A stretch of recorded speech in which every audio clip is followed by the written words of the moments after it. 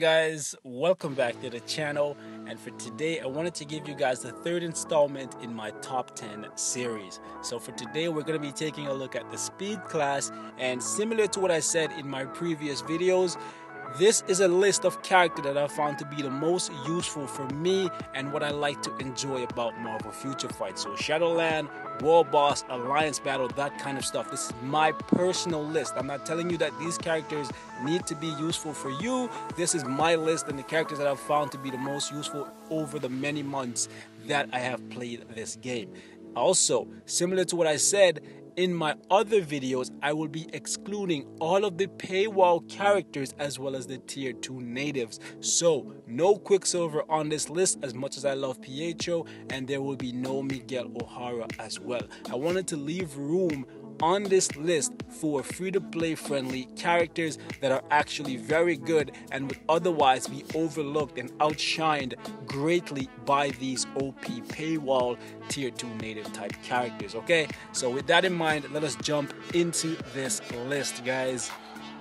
Now, before I get started, I want to actually put a highlight on a character that I'm gonna leave off this list, and the main reason why I'm leaving him off this list, even though I would rank him very high up, like 5th or 6th on this list, is because he doesn't start off natively as a speed character. He starts off as a combat type, and with the help of a uniform he becomes a speed type, and he actually becomes a very strong speed type that actually surpassed the majority of the other speed characters in this class. And the character that I'm talking about is actually Groot.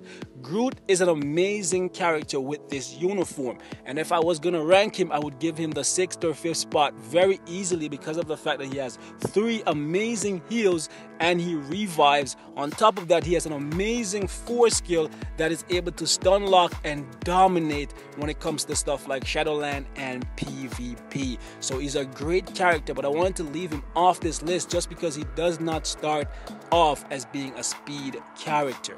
Okay, so keep that in mind. That is the only reason why I'm leaving him off this list. Now, let's go into the actual list. And the 10th spot is actually a shared spot for me once again, guys. So 10B is what I'm gonna call it, is going to be going to my man right here, Laser Tits as you guys call him, Kraven the Hunter. And the main reason why I'm giving Kraven a spot in the top 10 for me is because of the fact that he comes with 3 iframes, decent AoE, and some good CC as well. And although Kraven is a very squishy character, outside of his iframes, I've found that just by playing him and prioritizing his iframe skills and using a little bit of common sense, I've actually been able to do quite a lot with the character, even though he doesn't have an outstanding kit. So for that reason, I'm actually gonna give Kraven a spot in the top 10, believe it or not. His tier 2 passive is okay. I would love to tier 2 him eventually and see just how much his damage actually goes up, because that's about the only place that he actually struggles. If you play him fairly well, you'll find that his iframes are actually very useful, and in most cases you can go without being touched in pretty much any game mode you use him in. Next character on this list for me is going to be 10A, a character that's been sticking around in the top 10 conversation for quite a while. Since I started Marvel Future Fight, shout out to this lady, she's made it 2 years and she's still somehow in the top 10 for me. There's only one other character that stuck around in a top 10 list for this long, and that is Yellow Jacket. She's nowhere close to being good as Yellow Jacket, but she's still hanging around there. The character that I'm talking about is actually Black Widow. Similar to Kraven, she has 3 iframes and a really powerful 5 skill that has good AoE on it. And although in my mind Kraven has a better kit than her, the reason why she's above him just a little bit is because if you play her with a good bit of skill, just utilizing this 5 skill alone, basically you can actually do quite a lot of work in PvE, PvP, and most importantly in ABX, which is something that Kraven is not eligible for. So this is why she's just a little bit ahead of him. She can actually break 100k in ABX using simply this skill, to be honest with you guys, once you tier 2 her, because her tier 2 passive actually increases the damage of this lightning skill quite a bit. She also has a decent 4-star passive. I wish this would go up a little bit more once you tier 2 her, because we've seen that trend with a lot of other characters. Sadly, it does not. So I'm really hoping she gets a uniform for the Infinity War movies, which it looks like she is going to, because she has a new look and Netmarble absolutely loves to sell uniforms. So Black Widow gets the 10A spot for me. Shared spot between her and Kraven. Let me know which one you guys think actually deserves it the most. The main reason, like I said, why she is a little bit ahead of Kraven, even though I think Kraven has a little bit of a better kit than her, is because of her ABX potential. Okay, next character on the list right here, number 9, is a character that was once at the bottom of the speed class, a character that was the pun of every joke in Marvel Future Fight for as long as I could remember. And that is Elektra, guys. Elektra. She actually got a massive rework and she became such a monster. I've actually soloed so many things with her, including Thanos in World Boss mode with no strikers. So great character. Even at tier 1, she possesses 4 iframes. She has decent damage. She has a decent 4-star passive right here and a decent tier 2 passive as well. Leadership is pretty crappy, but overall she's a decent character, so she had to be on this list for me, because at tier 1 she's great, and at tier 2 I can only imagine that she gets even better. So number 9 on this list for me is actually going to be Elektra. Number 8 for me, guys, is actually a character that I absolutely adore. My baby girl, Silk. One of my favorite spiders. She is absolutely fantastic. She has great CC. I highly recommend you get this uniform. It looks fan-freaking-tastic. I absolutely love looking at it. Her base uniform is okay, but this one right here gives her some additional web time, which adds to her CC, making her a deadly character for PvP. So if you enjoy PvP, something like Battle World or even Alliance Conquest, this uniform is gonna make her a monster. If they don't have debuff removal, yeah, they're in serious trouble. I'm telling you guys, she has several web skills. She also has a guard right here, and she has a nasty 4 skill that does a ton of freaking damage when you get this uniform. She has a decent 4-star passive, and in my opinion, a great freaking tier 2 passive, because that's the only thing that she really lacks at tier 1. It's damage, and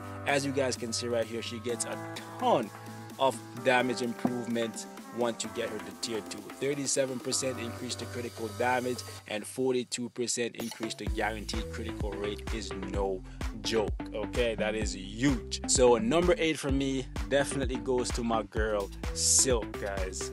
Absolutely love her. She is fan-freaking-tastic. Number 7 is actually gonna go to my girl Gwenpool, guys. Gwenpool.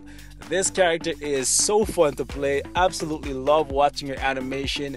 She is fantastic. She comes with 3 iframes that you can chain back to back. The 5, the 4, the 3, with a little bit of kiting if you don't have max skill cooldown, or just using these skills with really high attack speed. You can find that that's pretty much all that you need. And to be honest, she's noob proof for the most part, because she comes with a built-in heal for any of you guys who are scrubs like me. As you guys can see, once your HP gets below 90%, she recovers 1% of her max HP. Doesn't seem like a lot, so if you want to up that heal a little bit more, you can go ahead and get her uniform, and that ups it to, I believe, 5% instead of 1, which makes her incredibly tanky. She also has a very good tier 2 passive right here that increases her damage. So yeah, definitely a lady mercenary. She is fan-freaking-tastic. I can't wait to see the male counterpart. Okay, damage is the only thing she really lacks at tier 1. So if you love her as a character, go ahead and drop a tier 2 ticket on her. She's gonna be fan-freaking-tastic. Hopefully one of you guys will eventually vote for her and we can get her to tier 2 and I can share some gameplay with you guys using her. Speaking of votes, guys, number 6, a character that you guys absolutely love, because you always vote for him when we have the tier 2 event. Hopefully one of these times he actually wins and stop coming in second. But number 6 for me is actually going to be Mary freaking poppins, y'all. So yeah, Yondu with this uniform is required, okay? Base Yondu is not very good. I dare say he is crap without the uniform. So definitely do not get this second uniform. I have it, but that's only because this was the only option at the time, and I like Yondu as a character, but I gotta say, with this uniform, I absolutely love Yondu. He has spectacular damage, great survivability, because of the fact that he gets a new iframe. And I know a lot of you guys always say that this tier 2 passive is shit, and trust me, it's one of those things that is not worded very well, and Netmarble is notoriously known for not wording stuff properly. But trust me when I say this is a deadly tier 2 skill. It doesn't look like much and it doesn't sound like much, but trust me, when it hits, it hit very hard. I would not lie to you guys. I've seen some crazy stuff from this backup plan right here. So Yondu, eventually we will tier 2 him, and you guys will see for yourself that I am not lying. I have seen some crazy stuff from Yondu's tier 2 passive. So for that reason, Yondu definitely gets the 6th spot for me. Absolutely love the Ravager strike. It looks great. It does great damage. It gives him 2 seconds of damage immunity. And this 3-star skill right here, the dancing arrow, it's an iframe skill, so I absolutely love it. It's fantastic to watch, guys. Need I say more? It's Mary freaking Poppins, y'all.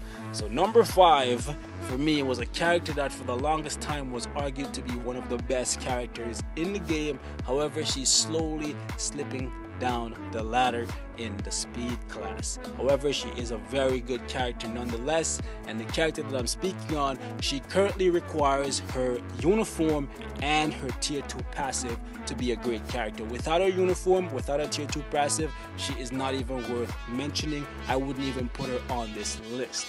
Okay, so keep that in mind. You want to get her uniform and you want to get her to tier 2 as fast as possible. Otherwise, don't even bother with her. That is Elsa Bloodstone. Absolutely love her, but trust me when I say you gotta get her to tier 2 and you gotta get her uniform. Do not get this one. I got this one because that was the only option available at the time. You want to get this one, the second one, the Marvel Future Fight variant. The second one right here, yeah, she looks bad because she's bad, and I mean bad in a good way.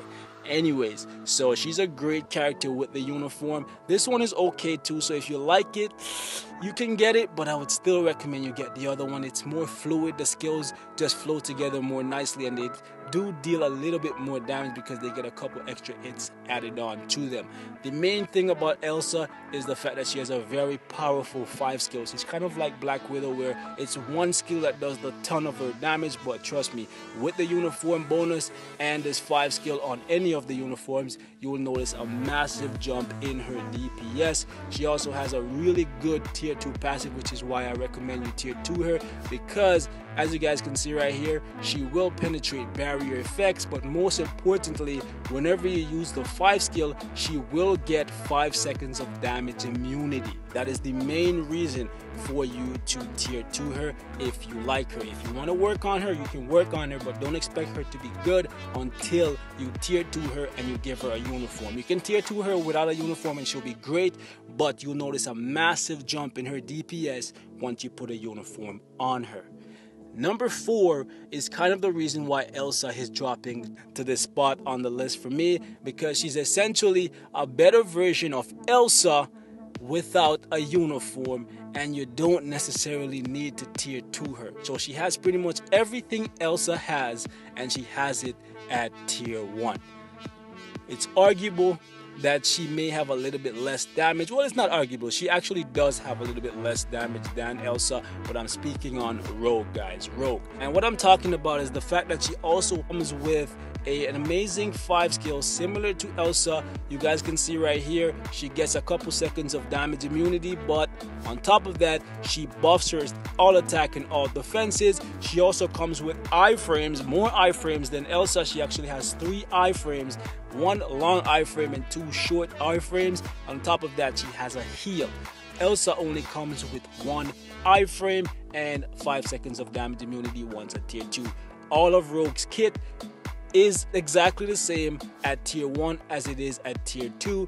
they only become a little bit more powerful, so you don't necessarily need to tier 2 her. But if you want Jean Grey, you're gonna have to tier 2 her regardless. So trust me, it's not a waste. She actually becomes significantly better because you can stay in a state of iframe and damage immunity constantly once you activate this tier 2 passive right here. And with the fact that you're constantly in a state of damage immunity and jumping into iframes, the fact that she has a strong heal makes it so that she's a very tanky character. The only thing that she really struggles with is just dealing enough damage, so build her offensively. Pretty much every character on this list should be built offensively in my opinion. Okay, so Rogue gets the number 4 spot for me. Number 3 is a character that requires skill to play. She has high damage, but she is very squishy, so you need a good bit of skill. So if you're a scrub like me, you're gonna find that she dies on you quite a bit, but she is a fantastic character nonetheless. She was argued to be one of the best characters in the game for a little while, and she was at the top, but now she's slowly moving down a little bit, and that is Kate Bishop. Kate Bishop, guys, she's a great character. She has great damage. My Kate Bishop without Urus can actually get me over 120k in Extreme AB if I can keep her alive. Okay, so yeah, she's not built that great or anything. As you guys can see, her rank is not very good, but she can actually put up some great numbers, so that should give you an idea of just how good of a character she is. She has great CC, great AoE, and a very good third skill. On top of that, her 4-star passive is great. To be honest, ignore dodge in this day and age, in this stage of the game, is very, very good. Native ignore dodge is no joke, I'll tell you that. Okay, love her 5 skill as well, and she also has a very good tier 2 passive, as you guys can see right here. Increase the critical damage, increase the guaranteed critical rate, and she gets a little bit of survivability as well, guaranteed dodge. So overall, very good passive right here. Gives her some offense and some defense. 5, 4, 2, those are the iframe skills. So if you're a scrub, make sure you prioritize those. Try to get max skill cooldown, and you can do a lot with her. Shadowland, World Boss, you name it, she can do it. All right, number 2, guys. Number 2 on the spot right here was very, very difficult for me to decide, guys. Number 2 is gonna be a character that I've been having a lot of fun with, that I actually just got about 3 weeks ago, I'd like to say, that I actually got him to 6 stars, but he's just overlapped everyone on this freaking list in that short time. And I don't even have him completely built up yet. I don't even have him at tier 2 yet, and he's already ahead in my mind of some of the characters, all of the characters for that matter, that I currently have at tier 2 in this list. Nah, he doesn't. He's not ahead of Miguel. He's not ahead of Quicksilver, and he's not ahead of you know who. Anyways, so the character that I'm speaking on right here, you guys already know it. Y'all love him. I love him. He's freaking amazing. We're talking about Vulture, guys. Vulture is in the number 2 spot for one simple reason. He's not eligible for Speed ABX. If he was, there would be a debate here that he would be number 1 for me. Okay, crazy stuff. Vulture, 3 iframes, very long iframes at that. You can stay in there pretty much indefinitely with max skill cooldown with this guy. He has great damage, great stun lock potential. This guy, man, this guy is a freaking machine. I cannot wait to tier 2 him. Uniform is not required, but is highly recommended. Okay, so if you don't have the uniform for him and it goes on sale, trust me, buy it. You will not regret it. He's gonna become a hero killer. Trust me, guys. Vulture, number 2. Not really much to say. He is a fantastic character. 5, 4, and 1 are the iframe skills, and if you have max skill cooldown, he can stay in there indefinitely, and you can pretty much flawlessly solo pretty much anything that he's eligible for, to be honest with you guys. Now for number 1, guys, the number 1 spot, which, like I said, it was a struggle deciding between Vulture and him, or her I should say, for the number 1 spot. Number 1 spot, guys, best speed character in the freaking game, yeah, is the daughter of Thanos, the most deadly woman on the planet, Gamora. Do you believe me? Okay, guys, I'm playing with y'all. Gamora is garbage. Don't mind me, guys. Gamora is trash. I'm just trolling. Anyways, number 1 spot goes to everybody's favorite speed character, freaking Spider-Man, guys. This guy is a machine. Okay, machine. 5 freaking iframe. Every single one of his skills in this uniform. Uniform not required, but is highly recommended. 5 iframes, guys. 5 iframes. So more iframes than Vulture, and he has 3 skills that has crowd control on it. Superb crowd control at that. So that is kind of why he edges out Vulture, because although Vulture can stay in iframes all the time, Spidey can do the same thing, and Spidey can CC very well. And on top of that, he's also eligible for speed ABX. So for those reasons, I put him ahead of Vulture, even though him and Vulture essentially counters for each other. So if they're in a fight, if Vulture catches Spidey and kind of locks him down before Spidey can CC Vulture, you know where that's going, right? So in a 1v1, it's anyone's ball game, but in terms of overall utility, Spidey gets it for me. He has great AoE and damage on the 4 skill right here once you get the uniform, and that's pretty much all that Spidey lacks. It's damage. His survivability is great. Spider-Man can do pretty much anything. It's just a matter of, can you beat the clock?